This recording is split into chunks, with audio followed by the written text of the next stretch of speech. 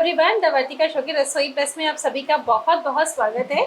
अक्सर शिकंजी बनाने में टाइम क्यों लगता है? क्योंकि जब हम उसकी चीनी घोलते हैं तो बहुत समय लग जाता है। शिकंजी का जो प्रोसेस कहने का तो शिकंजी होती है, लेकिन फिर भी वो कहीं ना कहीं एक तरीके से लगता है कि यार चीनी घोलना, फिर उसमें नींबू निचोड़ना, कई बार ये सब चीज़ें हमें करनी पड़ती है, टाइम लग जाता है।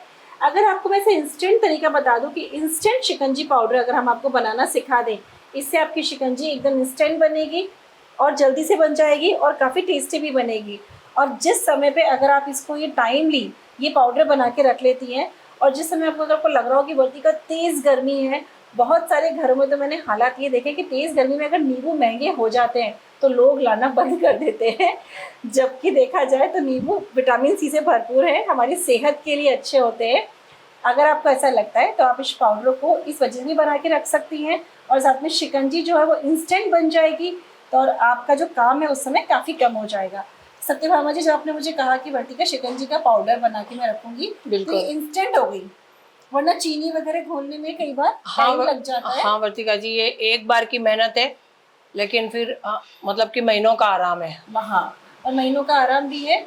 और अगर घर के अंदर मान लो छोटे बच्चे हैं तो वो भी इसमें बहुत आराम से शिकंजी बना सकते हैं। हाँ, छोटे बच्चे हैं या 8-10 लोग एक साथ कोई मेहमान अपने घर पे आ गए तो हमें चिंता करने की जरूरत नहीं होती, तुरंत हम उनको शिकंजी सर्व कर सकते हैं। तो चलिए ठीक है, इसका प्रोसेस क्या है ये हमें बताइए, और क्योंकि बहुत सारे सवाल मेरे दिमाग में भी हैं, तो आइए देखते हैं।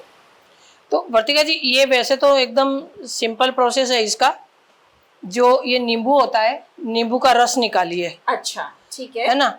तो हम जितना नींबू का रस निकालेंगे, इसमें जो नींबू का रस निकाल के, तो ये जो इसका निकाल लिया ना, फिर अच्छा। इसके बीज अलग कर लीजिए। अच्छा, ठीक है।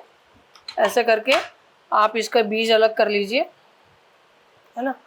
और फिर इसको है जो और निचोड़ लीजिए, और निचोड़ के, और इसके जो ये रेशे होते हैं, अच्छा ये चाहिए, ये इनमें खटास तो इन्हीं में ही होती है। अच्छा, है ना। तो जो शिकंजी का स्वाद होता है वो इसी से ही होता है लगभग। अच्छा। ये कोई बताते नहीं है, लेकिन सिर्फ अपन ऐसे ही नींबू का रस निचोड़ लेते हैं, वो चल जाता है। लेकिन मेन तो होता है ये नींबू के जो रेशे रहते हैं, रेशे रहते हैं, ये जरूरी है। तो अच्छा। आप ये देखो, ऐसे करके ये अपन किसी भी आप नाइफ की हेल्प से, स्पून की हेल्प से, नाइफ से तो नहीं निकलेंगे जल्दी से, लेकिन आप हाँ इसको ऐसे हाथ से 2-3 बार करेंगे तो ये नीचे आ जाएंगे।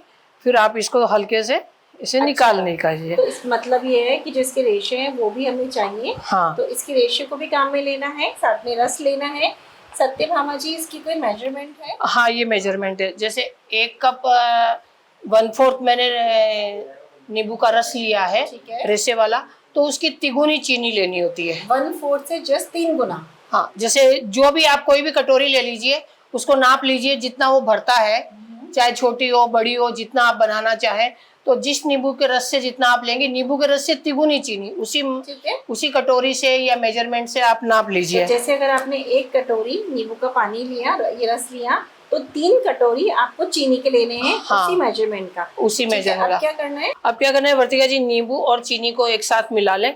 अच्छा, मिला के, और उसको एकदम पानी जैसा नहीं बनाना है, बस 2-4 बार उसको ऐसे मिला ले, और मिला के स्टील की थाली में या प्लास्टिक के कोई भी आपके पास ट्रे हो, प्लेट हो बड़ी, उसमें छोड़ दें, उसमें उसको फैला दीजिए। ठीक है। बहुत मोटी परत मत कीजिए, पतली पतली परत से उसको फैला के, और पंखे के नीचे डाइनिंग टेबल पे आप रख दीजिए। अच्छा, धूप नहीं चाहिए, धूप में चीनी और मेल्ट हो जाएगी। चीनी और मेल्ट हो जाएगी। देखो ये ध्यान रखना, काफी चीजें हमने बताया कि धूप में सुखानी है, लेकिन इसको धूप में नहीं सुखाना है, वरना चीनी मेल्ट हो जाएगी। तो हमें इसको सुखाना है पंखे के नीचे, ठीक है? बिल्कुल, पंखे के नीचे सुखाना है, और 5-6 घंटे बाद में उसको ऐसे ऐसे करके हिला देना है।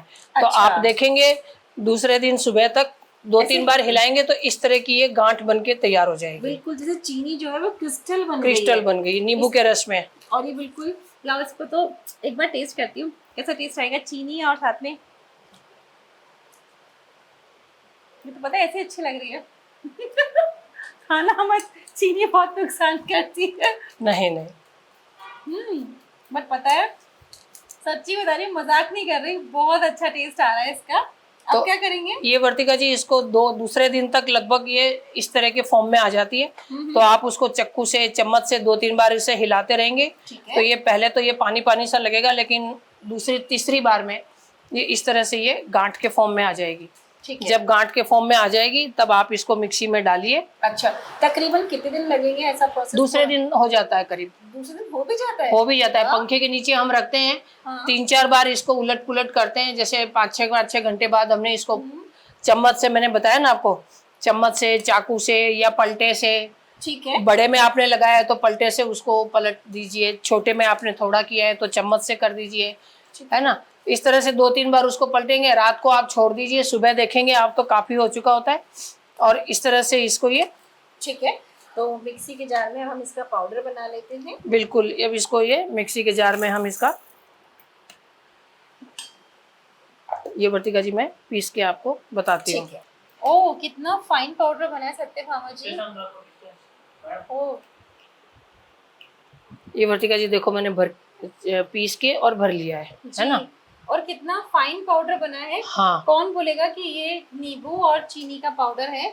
अब इसको हम शिकंजी में यूज कर सकते हैं। अब इसको शिकंजी में भी मैं आपको यूज करके बताती हूँ जी। ये शिकंजी है, ये ग्लास है, इस ग्लास के अंदर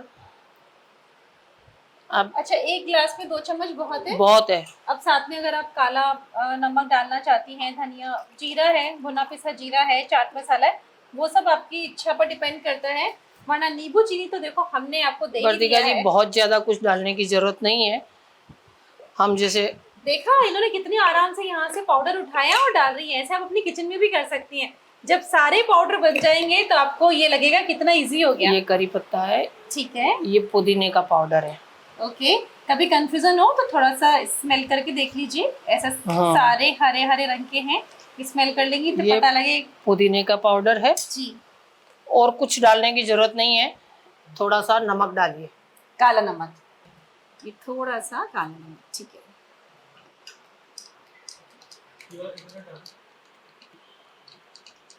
और ये शिकंजी बनके तैयार हो गई है। हाँ, क्या अब इसमें बर्फ डालिए, है ना। बर्फ डाल दीजिए। कभी आप ठंडे पानी से ही आप बना ले, सोडा वाटर डाल दें। जी, सोडा वाटर आप लोग अवॉइड करें क्योंकि ज़्यादा अच्छा नहीं रहता।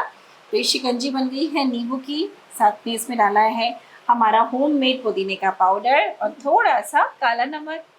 तो ये होममेड शिकंजी पाउडर और इससे हमने बनाई शिकंजी।